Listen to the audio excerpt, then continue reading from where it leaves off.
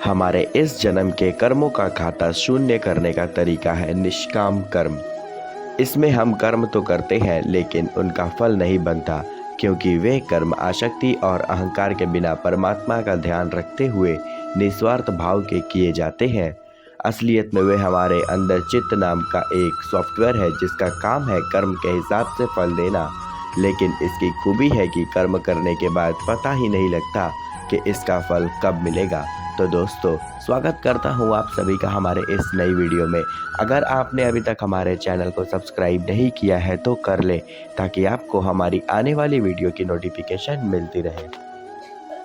कोई भी कर्म तब तक फल नहीं देता है जब तक उसका फल किस प्रकार आएगा यह तय न हो जाए। इसलिए कर्म फल के समय को जाना पूना मुश्किल होता है।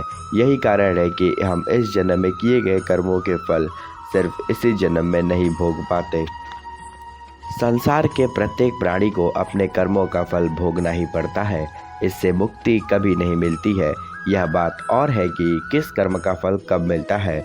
जो कर्म ज़्यादा होते हैं उसके बाद में, और जो कम होते हैं उसे पहले भोगने को मिलता है। वैसे इसका कोई एक पैमाना न होकर परिस्थिति तथा दैविक कृपा से निर्धारण होते देखा या सुना गया है। यदि अच्छे कर्म ज़्यादा है तो बुरे कर्म का फल इसी जन्म में तथा अच्छे का फल अगले जन्म में या इस जन्म के बाद दिनों में भोगने को मिलता है। जैसे ही पूर्व जन्म का हमारा चक्र समाप्त हो जाता है, व्यक्ति को उसी समय मोक्ष की प्राप्ति हो जाती है।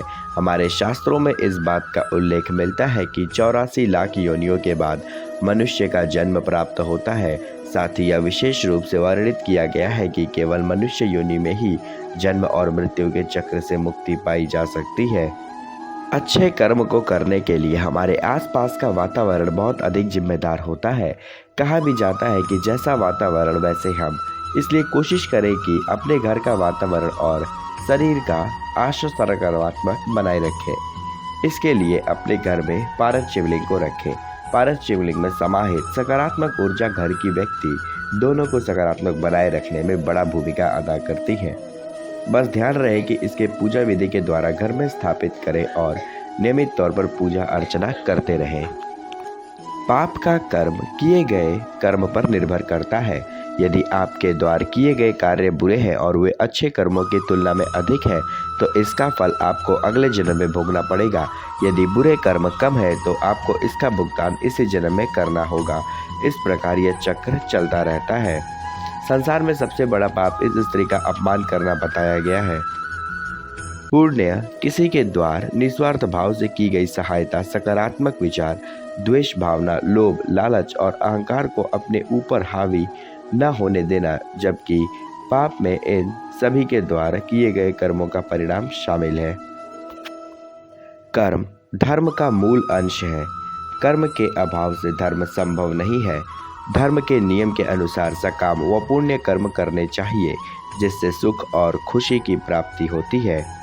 दान ही सबसे बड़ा कर्म है। आचार्य चाणक्य ने यह जानकारी धरती पर देकर गई। भगवत गीता के अनुसार जो कर्म निष्काम भाव से ईश्वर के लिए किए जाते हैं वे संबंध नहीं उत्पन्न करते, वे मोक्ष परम पद की प्राप्ति में सहायक होते हैं। इस प्रकार कर्म फल तथा आसक्ति से रहित होकर ईश्वर के लिए काम करना वास्तविक रूप से कर्मयोग है, और इसका अनुसरण करने से व्यक्ति को मनुष्य अद्भुत तथा निश्रेष्ठ की प्राप्ति होती है। तो दोस्तों, उम्मीद करता हूँ कि आज की वीडियो से आपको ज़रूर कुछ नया सीखने को मिला होगा। तो अगर आपने अभी तक हमारे चैनल को सब्सक्राइब नहीं किया है तो कर लें, ताकि आपको हमारी आने वाली वीडियो की नोटिफिकेशन मिलती रहे। तो दोस्तों, मिलते हैं एक और नई वीडियो के साथ, एक और नए जोश के साथ। तब तक के लिए धन्यवाद।